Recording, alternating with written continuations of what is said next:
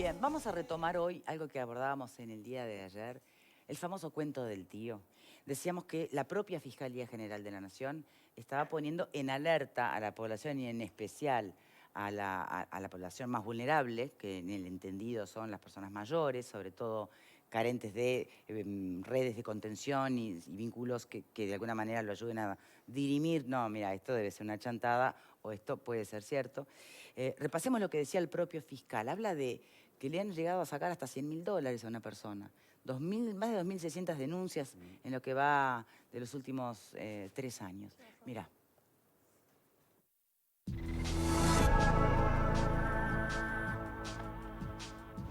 Se conoce vulgarmente como el cuento del tío.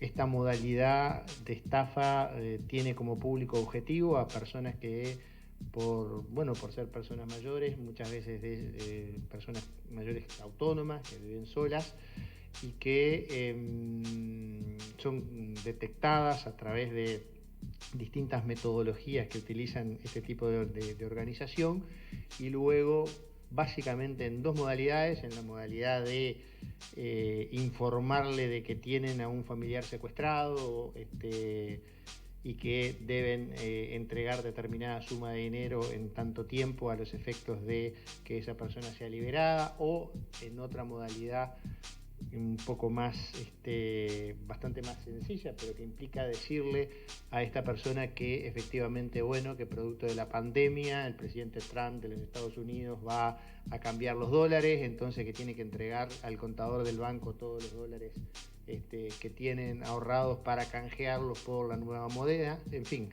Toda una serie de cuestiones que nos preocupan y mucho porque se ha seguido repitiendo, porque la Fiscalía ha intervenido conjuntamente con el Ministerio del Interior en reiteradas ocasiones, han sido formalizadas e imputadas un conjunto de personas, muchas de ellas están presas, pero aún desde la cárcel siguen operando. Las cantidades de dinero son cantidades importantes. Han existido estafas hasta de más de $100.000.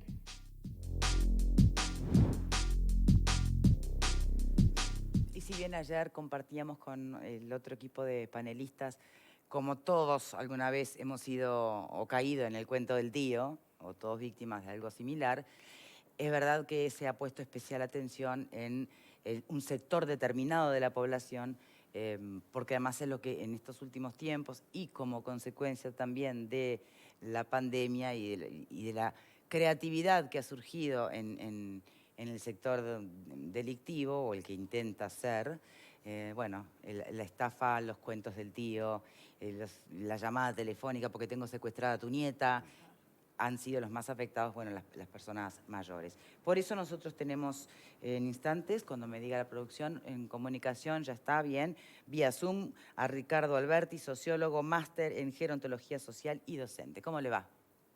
¿Cómo le va? Un placer. Muchas gracias por su tiempo. Cuando uno piensa justamente en la tercera edad, las vulnerabilidades tienen que ver más con tal vez disminuciones en el área cognitiva, eh, o, o pasa por el lado afectivo, la disminución de un entorno afectivo, la soledad que que lo deja más preso de cualquier acercamiento de la afuera, ¿no? Con la guardia baja. No, la vulnerabilidad por el tema psicológico o psiquiátrico no creo que sea un elemento por lo menos para el tema que hoy nos ocupa.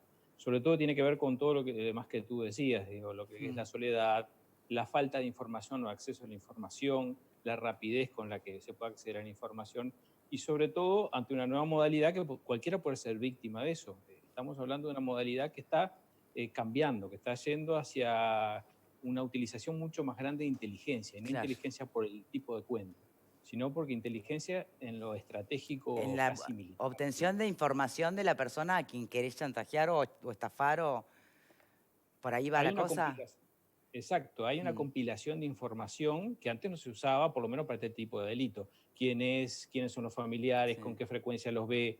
Si tiene o no plata en la casa, si tiene... Todo eso es mucho tiempo de información, gente que recopila esa información y después la vende. Ni que hablar de redes Se sociales, dedica a ¿no? buscar.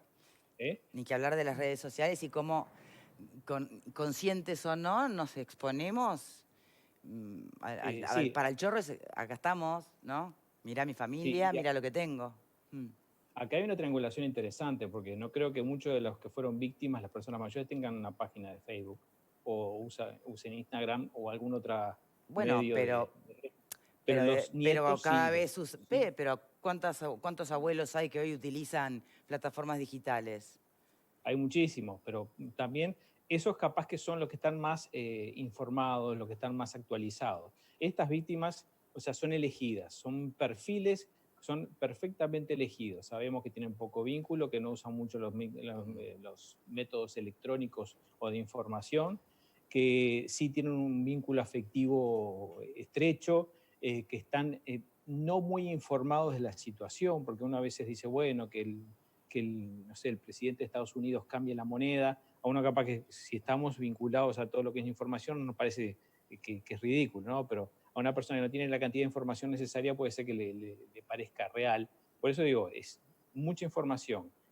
No es el tema de la víctima solamente, quiero que destacar, A también ver, es la familia de la víctima, el funcionamiento de la familia de la víctima, el funcionamiento de la sociedad. Y cuando hablo de la sociedad, hablo del almacenero, del portero, del que vende el kiosco, del que vende la fruta, del panadero, o sea, todo lo que es la comunidad, hasta del barrendero que pasa por el barrio. Es una responsabilidad ya de la comunidad como de proteger, porque mucha de esta información puede ser de red, como tú bien decís, sí. O pero de creo lo que que comentó el panadero sobre, fulanito, sí, porque no sabes, vive acá al lado, está muy solo, ¿no? Cosas que sin querer, ¿a eso va? sí, estamos en una época de Mm, tanto cambio que hoy en día hasta los porteros, nosotros pensábamos que era la persona de servicio y estábamos contentos cuando teníamos un portero o existía un portero que era lúcido, colaborativo, mm. pero hoy casi el portero tiene un perfil de seguridad, si es avispado, si es inteligente, si es atento, sabe la gente que está dando vuelta, viene alguien para preguntar, acá vive fulanito, que es el abuelo de no sé quién, bueno, así también se empiezan a dar cuenta. Por eso digo que es un tema de vulnerabilidad de las personas, pero no sobrecargar, por decir, hay pobres adultos mayores que son tomados como tontos. No, hay una sociedad que también tenemos que tener algunas medidas y empezar a despertar a nuevas modalidades delictivas. Esto Sí, se sí. veía venir porque si nosotros miramos todo el resto del mundo, los cuentos del tío y los más elaborados no solamente caen los adultos mayores, cae toda la sociedad, Sí, la de cantidad de hecho perfiles. lo comentábamos al principio, que gente de otras generaciones sí hemos sido víctimas, hemos caído alguna vez en una historia de esa naturaleza, ¿no? Sí, porque si no Mm, estamos revictimizando. Mirá, a los adultos mayores, a los viejos les hacen creer estos cuentos y a veces caemos cualquiera de nosotros con cuentos. Lo importante es acá, ver la inteligencia que tiene, o sea, que hay gente que recopila información, captar esa recopilación de información y que toda la sociedad y que todos los actores que nos mm. rodean y que rodean a también nosotros como hijos, ¿no? Tengamos la capacidad de, bueno, de crear protocolos o procedimientos o conocimiento firme de lo que son nuestros adultos mayores. Si yo necesito plata, tienen que saber mis familiares más viejos, mis padres, mi madre, mis abuelos, que yo no voy a mandar a pedir y que si tengo que mandar a pedir alguna cosa y él no se la da, no importa, pues lo vamos a solucionar. Y si en todo caso yo necesito algo concreto, aunque no sea dinero, yo puedo tener no digo una clave, pero puedo tener alguna cosa que haga referencia a que soy verdaderamente yo. Ese es un Y buen tip, ese es un buen tip, está bueno eso. A ver, elaborar sí, un a veces, código intrafamiliar, ¿no? sí, lo que pasa es que a veces estamos avivando, ¿no? Con todas estas cosas, pero hay procedimientos que se manejan, hace mucho tiempo que se está manejando, me acuerdo que hace unos años había un curso que se daba con la comisaría del adulto mayor, hace unos años, y también le explicaban todas estas cosas que ya se veían venir, ¿no? Que este cuento ya, a veces empezaron de forma muy simple pidiendo una herramienta para hacer algo, que soy un vecino, que soy el hijo de fulanito, y el adulto mayor le prestó una herramienta que nunca más apareció. Eso es muy tonto, pero también es un indicio de esta modalidad. Y otra cosa es la información. Lamentablemente, los delitos de tipo rapto rápido, ¿no? Que piden dinero, que piden una Sí. enormidad tremenda, que es casi ilógico decir, y que después terminan mucho menor, es una modalidad que se va a implementar, que hay que tener cuidado, que nuestros adultos mayores también tienen que tener una campaña que sea acorde a ellos. Por ejemplo, esto es información, pero si es una campaña, Si se hace una campaña para esto, hay que tener presente cómo entiende el adulto mayor y que tiene que estar dirigida al adulto mayor. Y si está dirigida al adulto mayor, también tiene que estar dirigida a los hijos o a la comunidad para tener esto, o sea, para prevenir todo este tipo de acciones. Bien, entiendo lo que usted plantea, lo de la dirección al adulto mayor, porque es quien va a estar en la primera línea de la batalla, digamos, ¿no? Es el primer contacto que va a tener en esa primera línea con el delincuente. Ahora también, si pensamos en cualquiera de nosotros, y mañana te llaman por teléfono y te dicen que tienen a tu hijo, ¿no? Si por una cuestión generacional no es nieto, es hijo, la duda va a estar,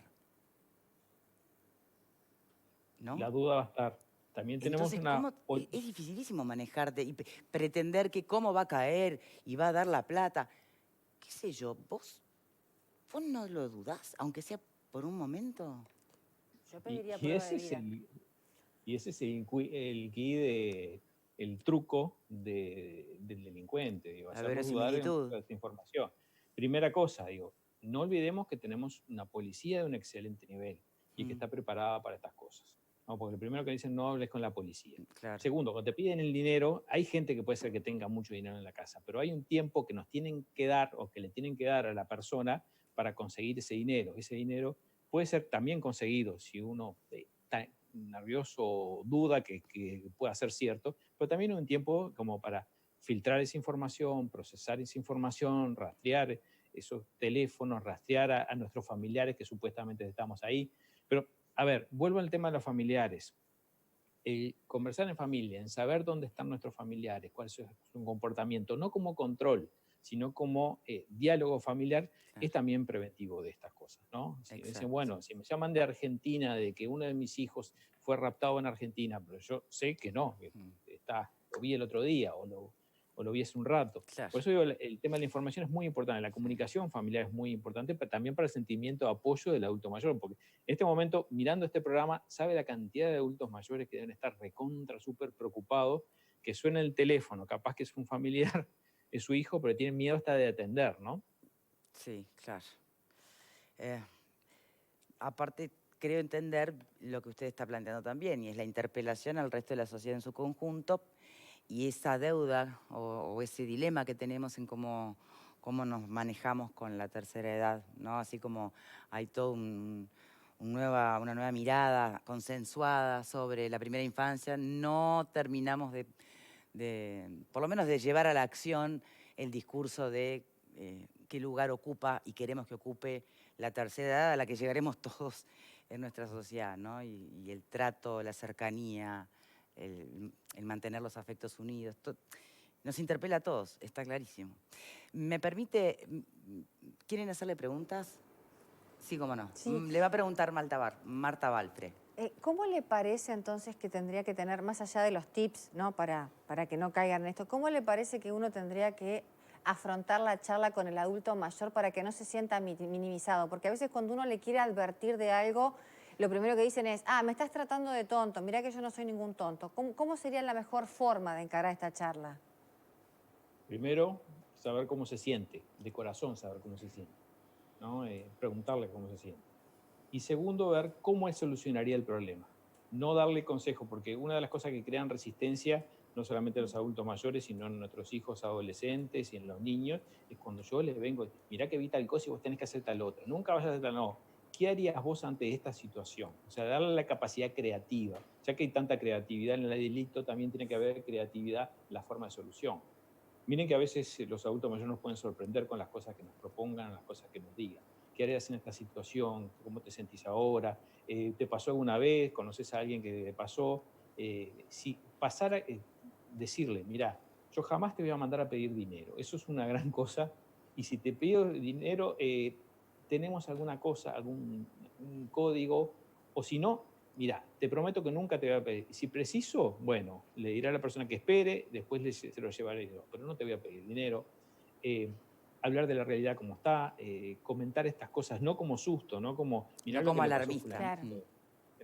Exactamente, no me sale la palabra, gracias. No como alarmista, sino comentar.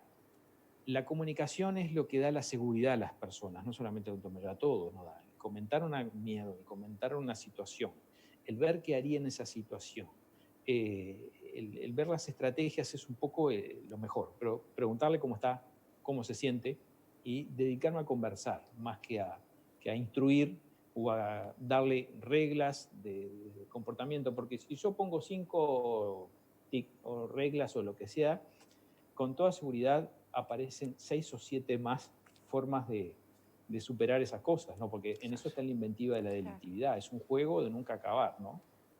Exacto. Exacto. Sí. ¿Alguien más? Sí, Pablo Casas le pregunta.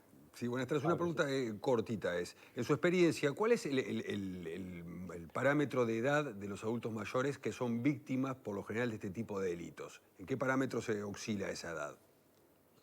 No hay parámetro de edad. Hay otros parámetros que pueden ser por perfil, por ocupación, por soledad, nivel de soledad, por nivel de actividad intelectual, no solamente de sacar cuentas o leer libros, sino de estar despierto.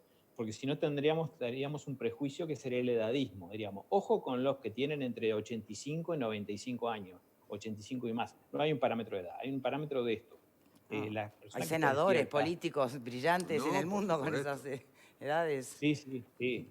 A ver, puede haber alguien de 45 años con un nivel de inocencia que puede ser víctima de esto, o más joven.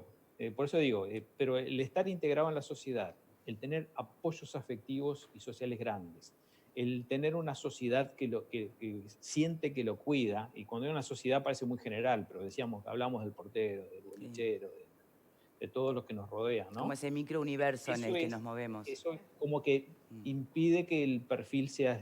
El adulto mayor aislado, solo, con poco incentivo intelectual, ¿no? Muy asustadizo por las situaciones que ve, porque uno cuando está en su casa, y esto lo vimos en la pandemia, ¿no? Estábamos en casa mirando los medios de comunicación, toda la información que nos venía no nos venía por nuestra realidad, nos venía por lo que nos decían. Entonces también los adultos mayores, imagínense, están 24 horas escuchando esto, escuchando el tema anterior que estuvimos hablando con ustedes, escuchando todos problemas de... Por eso digo, es importante la realidad, el conversar, el estar abierto, la comunicación. Bien, clarísimo. Perdón, Pablo, no sé si quedó... No, perfecto, perfecto. Era para ver también dentro del grupo cuál es el grupo más vulnerable, si se quiere, que bien lo explicaste recién, sobre el tema sobre víctimas de este tipo de delitos. Perfecto. El más comunicado, ¿no? El más aislado. Ese es el grupo más vulnerable para este tipo de cosas. Bien. Pepe Sena. Sí, me queda clarísimo que todos podemos caer en este tipo de estafas sin importar la edad. Ahora, hay una situación donde el adulto mayor está más solo todavía, que es cuando utiliza las redes sociales y se sienta frente a la computadora, a la tablet o a un teléfono, y allí suele exponerse quizás más de lo debido en cuanto a datos que pueden pasar desapercibidos para los amigos virtuales, pero pueden ser material de inteligencia para quienes planifican un delito. ¿Cuáles serían los consejos ahí en ese caso, en redes? Conocer las redes y que los que son más jóvenes, nuestros nietos, nuestros hijos, ¿no? O nuestros amigos más jóvenes nos vayan instruyendo más o menos cómo funcionan las cosas. Uno a veces piensa que aprende directamente de la computadora y uno aprende de la persona, sobre todo del adulto mayor, perdón, aprende de la persona que le enseña a comunicarse. El tema de la intimidad, o sea, nosotros venimos de una sociedad donde la intimidad era algo completamente cerrado, ¿no? Nosotros podíamos escuchar una discusión en el vecino al lado y eran cosas de ellos y no teníamos nada que ver. A una intimidad que ahora es completamente abierta, hasta se vende la intimidad. Entonces, bueno, también esto, digo, de proteger la intimidad, de manejar la intimidad con quien necesito y de comunicar cosas. A ver, uno a veces comunica cosas para conseguir o ser valorado también por los que le gusta comunicar. Bueno, me voy de viaje para que la gente que me conoce se sienta contenta. Bueno, también comunicar cosas ahí con ya sabes que te queda una casa sola, sabes que te sacás muchos datos, ¿no? De esos cuentos. Sí, vuelvo a mi pueblo, me voy con mi nieta o mi nieto, o hijos, sí, es... También enseñar ojo, eso lo tenemos que aprender todos. Todos, sí, estaba pensando. Con edadismo no tiene nada que ver, es transversal. Exactamente, ¿no? Por fin las vacaciones, decimos cuando viene diciembre, ¿no? Ay, y el otro contesta, yo me tomo febrero, y el otro dice, ay, pero yo tengo tal casa en tal lado. Bueno, es impresionante la cantidad de información. Para el que sabe encontrar esta información y que la busca bien, le es fácil. O sea, o yo me cierro por completo, que no es la cosa, o si no, converso y mantengo cosas protegiendo mi intimidad y protegiendo la intimidad no solamente mía, porque yo creo que mucha de esta información la sacan de personas allegadas, decíamos, allegados físicamente, los comerciantes o el portero, pero también allegados afectivamente de los hijos, nietos. Yo creo que también sacan de ahí. O sea, que también yo, no solamente protegerme a mí, sino proteger a quienes quiero de esta cosa, que, ojo, es una conciencia que se va creando. Yo pienso que éramos mucho más inocentes hace unos pocos años que lo que somos ahora cuando publicamos cosas.